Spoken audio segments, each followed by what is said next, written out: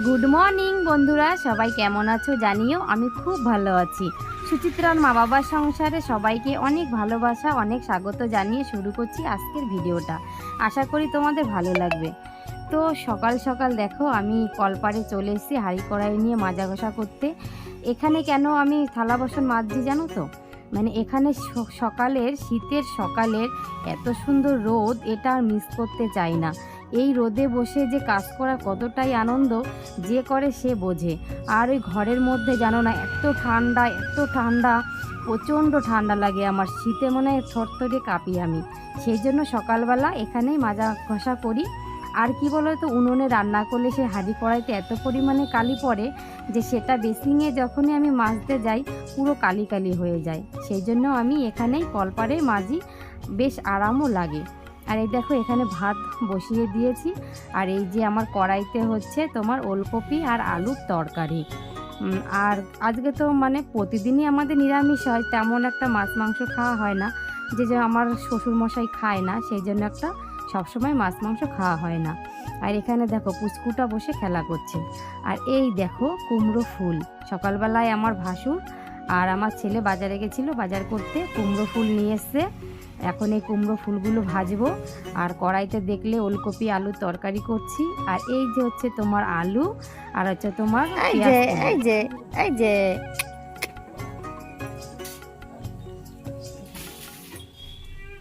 আর এই দেখো এদিকে রান্না করেছি কাঁচা টমেটোর ঘন্ট আর হচ্ছে পালং শাক। তো এদিকে আমরা রান্না বান্না করে খাওয়া দাওয়া কমপ্লিট করে চলে এসেছি কটা মুড়ির মোয়া করব। তো আমার মা এসেছে, তোমরা দেখেছো দাঁড়িয়েছিল। তো আমার মা এসেছে, বলছে কটা মুড়ির মোয়া করি, সবসময় তো আসতে পারি না, টাইম পাই না, তাহলে চল করি। আমি ঠিক আছে চলো। তো কটা নাড়ুও করব আর কটা মুড়ির মোয়া করব। তো সেই জন্য বসে গেছি এখানে। আজকে আবার যাব একটু গুমায়, ওই জগন্নাথ বাড়ির জন্য খোল অর্ডার দিয়েছিলাম, সেই খোলটা আনতে যাব। তো সব কাজ কমপ্লিট করে নিচ্ছি, তারপরে বেরিয়ে পড়ব। বাবু আসলাম, টাটা। তাড়াতাড়ি তুমি গানের ক্লাসে চলে যেও কিন্তু, ঠিক আছে? এই যে গামছা, স্নান করে মোছো। তো বন্ধুরা, সকাল থেকে এত কাজের চাপ ছিল যে আমি তোমাদের সামনে আসতে পারিনি। এত কাজ করেছি, তোমাদের সঙ্গে শেয়ার করেছি। এখন আমি রেডি হয়ে গেছি, দেখো সব কমপ্লিট করে রেডি হয়ে গেছি। এখন যাচ্ছি হচ্ছে গুমা। তো আমি শিপ্রা দিয়ে জামাইবাবু তিনজনে গুমা যাব খোল কিনতে। যে জগন্নাথ বাড়ি আছে, তো জগন্নাথ বাড়ি যে বাড়ি আমরা কীর্তন করি, ওই জগন্নাথ বাড়ির জন্য একটা খোল কিনবো। সেই খোল কিনবো, জগন্নাথ বাড়িতে দেবো। তা চলো আমাদের সাথে। কই কেন সাইকেলে? আমরা টোটোতে যাবো তাই? তাহলে সাইকেল কাজ কোথায় রাখবে? ও রেখে দেবো, ঠিক আছে চলো। এগুলো সব অর্ডারই, পুরোনো আর এখন নেই, একটাও নেই আর পুরনো।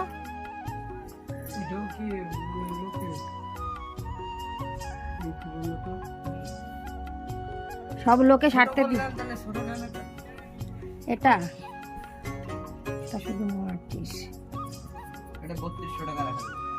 কোনটা?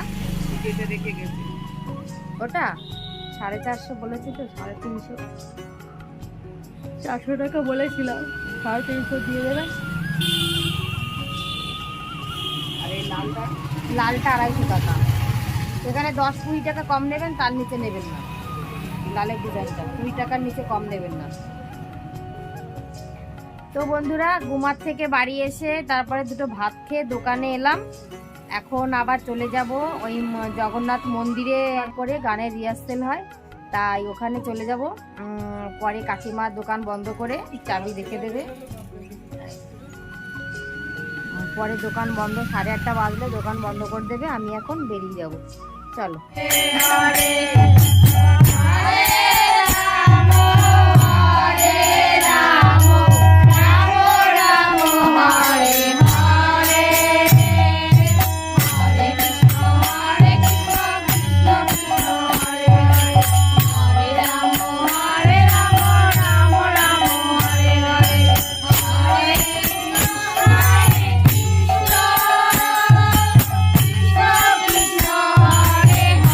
Hare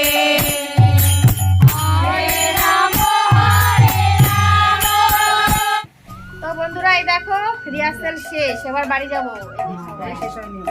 শেষ হয়নি? আর কত করবো? বাবা বাড়ি গিয়ে রুটি বানাবো, তরকারি করবো, আর করবো না। আর একখানা হ্যাঁ হ্যাঁ, তো আর একখানা করবে, ঠিক আছে করে নি তারপরে। তো বন্ধুরা এই দেখো কীর্তন শেষ, এখন এই যে প্রসাদ, এই দেখো সবাই প্রসাদ নিয়ে যাচ্ছে। এই যে দেখো অপরমা, এই যে কত লোক আছে এদিকে দেখা। এই যে আমার পোশাকটা দেখো। এই যে আমি নিজে গান পাই না, পাই নাই।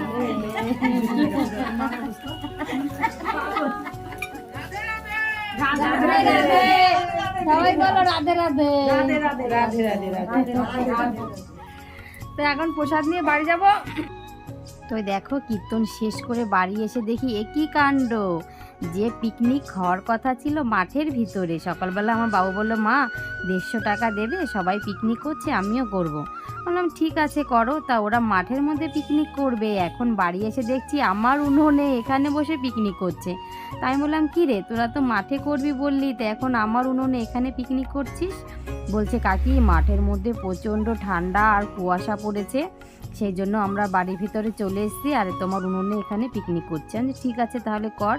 তো কড়াইতে ওরা ওখানে পকোড়া করছে, আর এইদিকে দেখো সবাই মিলে বসে গল্প করছে, আর ওদিকে রিঙ্কি একা রান্না করছে। তো ওদের দেখো পকোড়া হয়ে গেছে, আর এখন এই কি করে ভাগ করবে বলো, সেই জন্য আবার এই গ্লাসগুলো নিয়ে আসলো। কি বুদ্ধি দেখো, গ্লাসে করে ভাগ করবে। ও মা তুমি কি রান্না করছো এখানে বসে বসে? সবার পিকনিক ও পারে না, তাই করে দেখছো?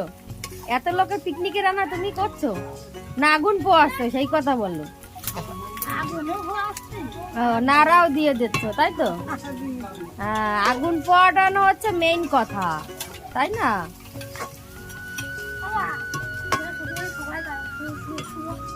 তো বন্ধুরা এই দেখো ওদের রান্নাবান্না কমপ্লিট, ওরা এখানে খেতে বসে গেছে। এই যে সবাই মিলে খেতে বসে গেছে, আর আমি এখন ঘরে গিয়ে আমাদেরটা খাবো। রুটি আর তরকারি করেছি। যাই হোক বন্ধুরা, তো আমার ভিডিও যদি তোমাদের ভালো লেগে থাকে একটা লাইক, শেয়ার, কমেন্ট, সাবস্ক্রাইব অবশ্যই করো। তো আজকের ভিডিও আর বেশি লম্বা করব না, যেহেতু অনেক রাত হয়ে গেছে, ওরা খেয়ে শুতে যাবে। তো আমরাও এখন ঘরে গিয়ে আমরা খেয়ে নেব। তো দেখা হবে পরের ভিডিওতে, অন্য কোনো ভিডিওতে। তো আজকে আর বেশি লম্বা করব না, এখানেই শেষ করব। তা ভিডিওর মধ্যে যদি কোনো ভুল ত্রুটি হয়ে থাকে তোমরা অবশ্যই আমাকে কমেন্ট করে জানিও কিন্তু বন্ধুরা, যে আমার কোথায় কি ভুল হচ্ছে, কি হচ্ছে না হচ্ছে, তোমরা একটু অবশ্যই কমেন্ট করে জানিও। তো আজকের মতো টাটা।